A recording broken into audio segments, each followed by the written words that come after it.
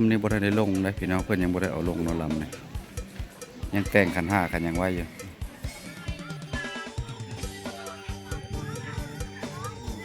ห้ามเพื่อขึ้นไว้แล้วมื้ออื่นเพิ่นส่วง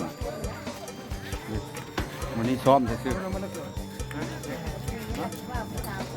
เพื่อครูบาลิเพิ่นเอามาซ้อม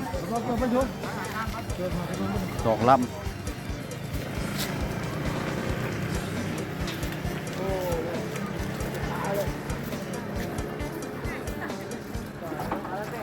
ครูบาลิเพิ่นเอาเพื่อลงมาซ้อมเพราะว่าเฮ็ดเพื่อขายเนาะแต่ว่าบ้านกระบุนี่ก็บ่เคยดอกว่าช่วงเรือเนาะตลาดน้ำเฮาบ้านกระบุนี่ส่วนเผาเราถึงแต่ว่าเพิ่นก็บ่เคยที่ว่าแข่งขันอยู่เรือกีฬาหน้าน้ำแต่ว่าครูบาลิเพิ่นมีความคิดความเห็นว่าเอาเฮ็ดเรือนี้เนาะเอาไม้เป็นเล่มมาเฮ็ดถ้าว่าคนใดอยากซื้อแล้วเพิ่นก็ขายเนาะขายเรือนี่ไม้เป็นลำได้บ่แม่นไปเอาแป้นมาตอกเพิ่นไปขอเอาข้างในเนาะเป็นเรือกาบเนาะ16สีพายหลังจากให้ไทยกระบูดซ้อมแล้วเพิ่นก็ได้เอาขึ้นไว้แล้วก็ถ้าว่ามีไผอยากซื้อแล้วก็สิขายแต่ว่ามื้อนี้ก็สิได้ซ้อมอีกมื้ออื่นมื้อนี้ซ้อมไว้มื้ออื่นแล้วมันเอาแท้เพิ่นว่าเอาแท้แน่นอนเนาะตอนนี้เอาเรือขึ้นไว้ซะก่อนยามน้ำมาฝนตกมาหลายแล้วยันมันไหลไปนะครับอันนี้จะเป็นตลาดมัดกระบูดตลาดน้ำตลาดเครื่องป่าของดงแบบน้ำไม้เนาะน้ำไม้เอาลงมาจากภูไม้เล่มนี้เพิ่นก็เอาซื้อเอามาแล้วก็จ้างคนเฮ็ดตอนนี้วางไว้เป็นระบบระเบียบแล้วก็คันที่2มามื้อนี้ก็คือ2เล่มเนาะน้องๆก็มาเบิ่งแต่ว่าอยู่บ้านกระบูดเฮาก็บ่เคยมีการแข่งขันกีฬาหน้าน้ำเนาะแต่ว่าเฮามาเบิ่งนำกันเนาะน้ำกระบูดนี่ฝนตกแห้งแต่ว่ามันไหลตกลงใส่ปากโดนหรือว่าสายหนองเท่านี่ก็ไหลแห้งอยู่น้ำนี่ก็ได้แต่ว่าครัวเฮ็ดแล้ว2026นี่แหละปีกายนี่แหละเปิดให้ใช้ก็ทดลองเบิ่งว่าสิเป็นจังไดเนาะคนก็มาเบิ่งหลายคนอยู่ลูกเต่ามาเบิ่งเนาะเพราะว่าบ้านนี้ละเป็นบ้านชนบทอีกบ้านนึงเนาะก็คือบ้านชนเผ่าไอ้กกก็คือชนเผ่าเราเทิงอันนี้ก็คือขัวเนาะน้ำลงฝนตกมาหลายก็ลงบ่ล้นแน่นอนบ้านนี้ก็บ่เคยล้นตลิ่งน้ำเนาะธรรมดาเนาะเพิ่นก็สิจัดขึ้นแบบหารายได้แน่เนาะเพื่อว่าสร้างรายรับให้แก่ตลาดให้คนมาขายเครื่องขายหยังเนาะทางบ้านเพิ่นก็จัดแสงแหล่งรายรับเนาะเป็นน้ำมันแล้วต่อบ้านนี้ส่วนหลายก็แม่นหาน้ำไม้ขายแบบมันใกล้ภูใกล้ผาเนาะเป็นน้ำไม้เกี้ยงบ่น้ำไม้บงหรือว่าน้ำไม้ไร่น้ำไม้กระสอบกระเสนถือว่าอยากกินแล้วมาซื้อกล่อง 10,000 นี่ก็โอ้ก็เหลือกินแล้ว 10,000 นี่ 10,000 กีบเฮาเนาะอันนี้เฮือนี่เพิ่นเอาไม้ด้วยลำที่ว่าคอเอามาเฮ็ดทดลองเบิ่งเพิ่นว่าถ้าว่าได้ผลแล้วเพิ่นก็สิเฮ็ดขายตลอดเนาะเพราะว่าเฮ็ดเฮือเล่มนึงนี่ก็อยู่ก็หมดหลายเติบเนาะเพื่อค่าใช้จ่ายค่าจ้างสร้างจ้างหยังเนาะไม้เป็นลำเลยพี่น้องเอ้ยเอาไปเบิ่งนำกันเนาะเฮามาตัดภาพลงไปเบิ่งเพิ่นกำลังสู่ขึ้นน้ำอันนี้ก็ถึงหน้าขัวเนาะเก็บภาพบรรยากาศคนกำลังเอาหน่อไม้หน่อตอกมาเนาะเฮาบ่ลงไปเบิ่งการแข่งขันเนาะเพิ่นซ้อมคนบ่เคยออกให้งานสิได้จักน้ำเนาะไปเบิ่งนำกันว่าสาวหนุ่มหรือว่าพ่อครอบพ่อครัวเนี่ยเพิ่นให้ครูบาเพิ่นให้ซ้อมเบิ่งลองทดสอบเบิ่งว่าสิเป็นจังได๋ไปเบิ่งนำกันนะท่านผู้ชมโอ้น้ำก็ไหลแห้งอยู่เนาะหลังจากฝนตกพี่น้องฝนตกเช้าเพิ่นก็ได้เอาเรือมาซ้อมเนาะอยู่บ้านกระบูดเฮานี่แหละพี่น้อง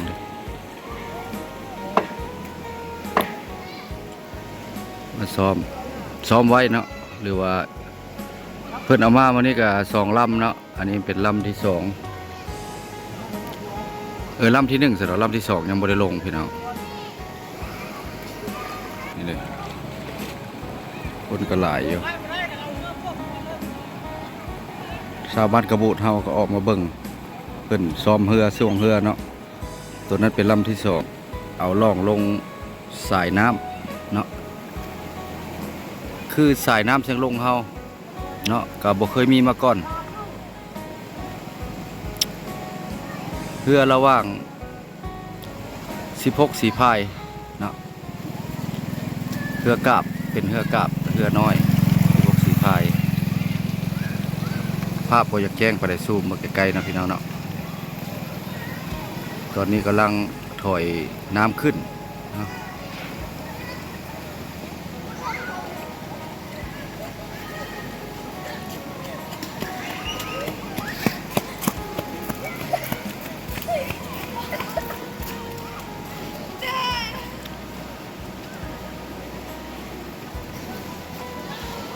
แต่น้ำก็ไหลแห้งอยู่เพราะว่าไหลออกจากตีนขัว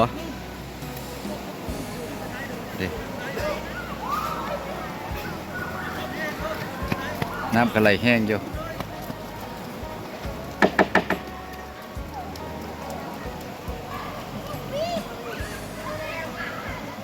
โอ้คนก็หลายคนขายเครื่องอีกตลาดน้อยพอดีมาทำการแข่งขันเรือก็เลยออกมาเบิ่งมาเที่ยวมาชมกันเนาะเพราะว่าซื้อเครื่องใหม่ๆไปกินเนาะกำลังออกมาจากบ้านจากซ่องเด้น้ำไม้ก็หลายอยู่น้ำไม้ใหม่มาเบิ่งชมเหือพ่อ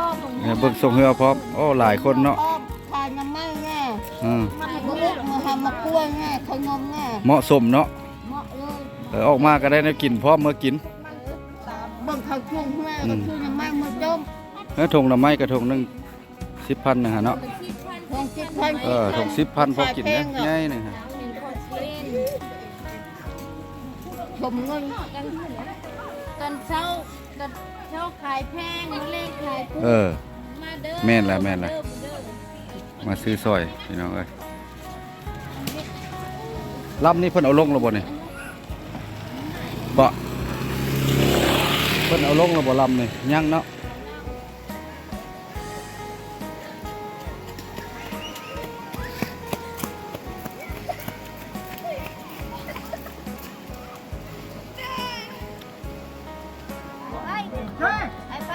มื้อนี้นะเพิ่นซ้อมไว้มื้ออื่นเนาะเป็นมื้อแข่งขันมื้อนี้เพิ่นซ้อมไว้พี่น้องมื้ออื่นทำการแข่งขันแท้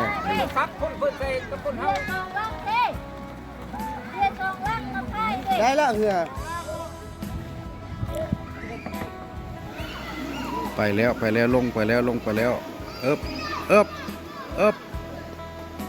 เอ้ยพูดอะไรลงไปฮอตขั้นทดพอละพี่น้องเนาะเพราะว่ามีคู่กันน้ำอยู่ตัวนี้เป็นรอบที่5นะขึ้นมาเทละเที่ยว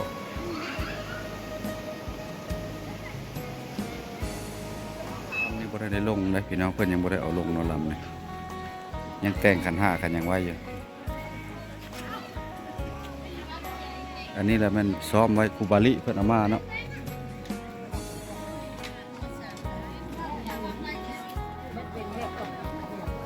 เพิ่นห้ามเพื่อขึ้นไว้แล้วมื้ออื่นเพิ่นซ่วงมื้อนี้ซ้อมซื่อเพื่อคูบาลิเพิ่นเอามาซ้อม2 ลำ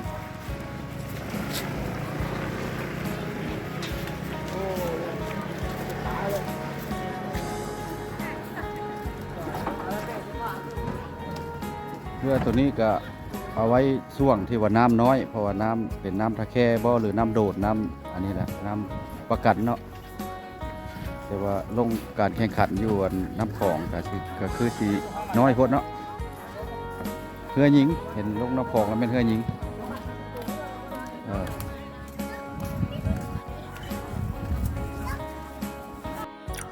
สำหรับคลิปวิดีโอนี้ก็เพิ่นซ้อมเฮือซื่อๆเนาะมื้ออื่นทำการแข่งขันใหม่ติดตามเบิ่งจะมาถ่ายภาพให้เบิ่งใหม่เนาะอันนี้ขัวแล้วขัวช่วงอยู่ก้องขัวนี่แหละพี่น้องวิดีโอนี้หยุดพักไว้สำนี้ไปก่อนเมิดสุคน